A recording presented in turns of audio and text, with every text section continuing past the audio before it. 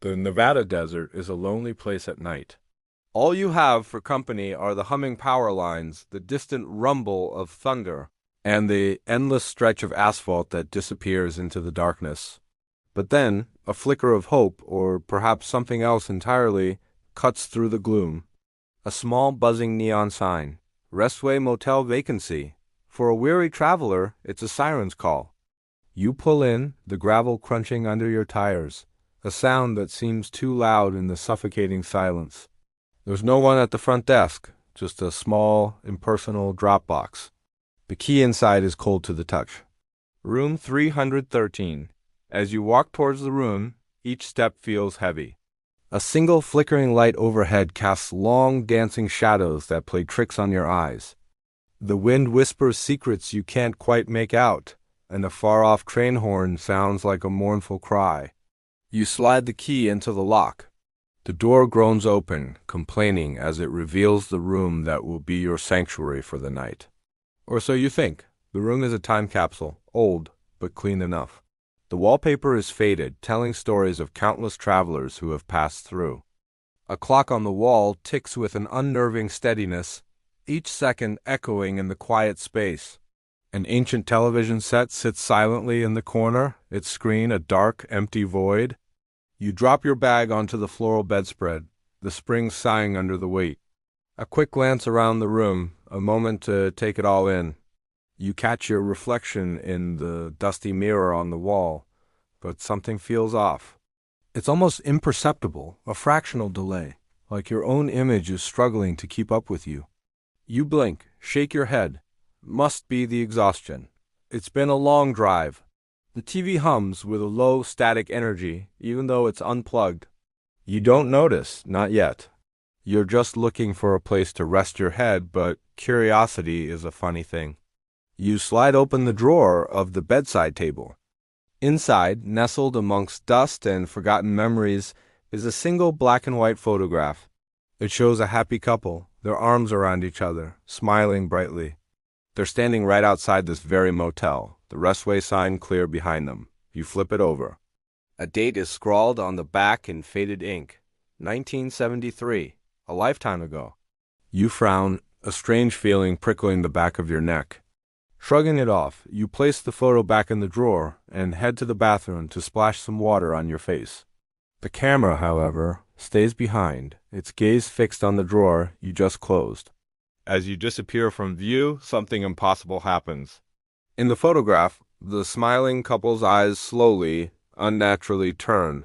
They're no longer looking at each other. They're looking directly at you. A faint, cold whisper, like wind through a keyhole, seems to breathe from the photo itself. The cold water feels good against your skin, a welcome shock to your tired senses. You straighten up, looking into the bathroom mirror. And there it is again. That unsettling lag. Your reflection moves just a fraction of a second after you do. It's undeniable now. You lean in closer, your heart beginning to pound against your ribs. Your face in the mirror is a mask of confusion and growing fear. But your reflection smiles. A wide, knowing, chilling grin that doesn't belong to you.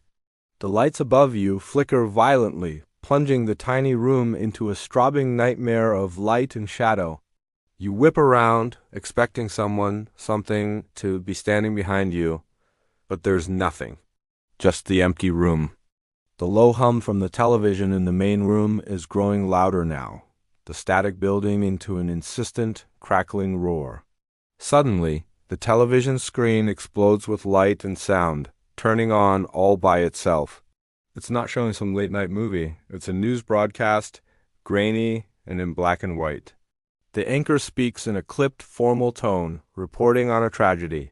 A murder-suicide at the Restway Motel? Room 313 in 1973.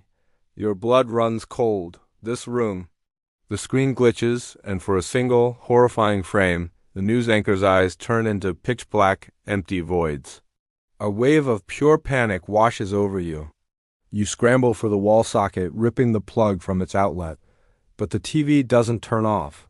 The news report vanishes, but the screen stays lit. And what it shows now is worse. It's a live feed. a security camera view of the room you're standing in. And you're on the screen, looking back at yourself, your face a portrait of terror. The sound from the speakers changes. The static is still there, but underneath it you can hear something else, faint but clear. The soft, rhythmic sound of breathing, and it isn't yours. That's it. You have to get out. You bolt for the door, your hand fumbling with the knob, and burst into the hallway. But the hallway isn't right. The familiar, shabby corridor stretches before you, impossibly long like a tunnel into infinity. The lights at the far end seem miles away. Every frantic step you take echoes for far too long, the sound bouncing back at you from the oppressive walls. A chilling premonition makes you look back. The door to room 313 is still wide open, and silhouetted against the dim light from within stands a shadow, a human shape. It raises a hand and gives a slow, deliberate wave. Then the hallway lights begin to go out.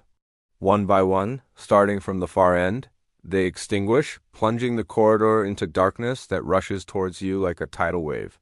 There's no choice. You run. Your own heartbeat thunders in your ears, mixing with the electric hum of the dying lights and a distant, insidious whisper that seems to call your name. You burst through the exit door, stumbling out into the blinding light of day. You gasp for air, your lungs burning, sweet relief flooding your senses. It's over. You made it out. You look up, squinting against the sun, and your heart plummets into your stomach. There, in front of you, is the familiar, buzzing neon sign, Restway Motel vacancy. The parking lot, which was empty save for your car, is now filled with them. Dozens of cars, all identical to yours, parked in perfect, eerie rows. A cold dread seeps into your bones as you look down at your trembling hand. You're clutching something. It's the black and white photograph, but it's different now. The smiling couple from 1973 is gone. In their place, you see yourself, standing at the window of room 313, your face pale, your eyes wide with a silent scream, forever trapped behind the glass. The world fades to black. The only sound is the steady, relentless ticking of a clock. And then, a final soft whisper that brushes against your ear. Checkout time. Thank you so much for joining me on this terrifying trip to the Restway Motel. If you enjoyed this story and want more chills, don't forget to hit that like button and subscribe to the channel. Let me know in the comments what you thought of room 313, and I'll see you in the next one. Stay safe out there.